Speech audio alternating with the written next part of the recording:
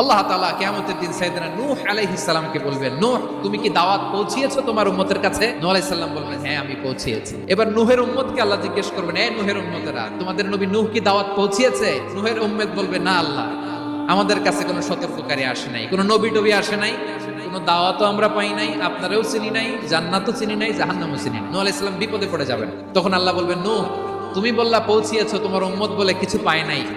নূহ তোমার কি কোনো সাক্ষী আছে? তুমি বললা তুমি আমার নির্দেশনা দাওয়াত পৌঁছে দিয়েছো, কিন্তু তোমার উম্মত বলে পায় নাই। নূহ তোমার পক্ষে কোনো সাক্ষী আছে? নূহ আলাইহিস সালাম বলবেন, আছে। কে? উম্মতে মুহাম্মদ। তখন আমরা বলবো, আল্লাহ নবী নূহ আলাইহিস সালাম তিনি আপনি যা যা বলেছেন ঠিক তা তার উম্মতের কাছে পৌঁছে দিয়েছে। এবার নূহের উম্মতের সাথে আমাদের ঝগড়া লাগবে। তারা বলবে, তোমরা আসছো আমাদের হাজার হাজার বছর পরে, তোমরা কি করে জানলা? তোমাদের সাক্ষী ধর্তব্য হবে না? আমরা তখন বলবো, আমাদের কোরআনে তোমাদের নবীর নামে আল্লাহ তাআলা একটা সূরা নাজিল করেছেন, সূরাতে নূহ। আওয়াজ করে পড়েন আল্লাহু আকবার।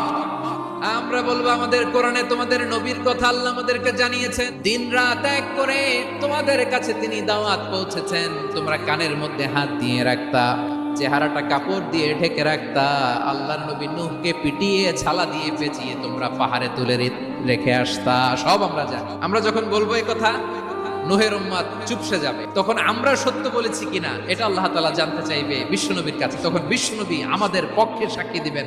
আওয়াজ করে বলেন আল্লাহু আকবার।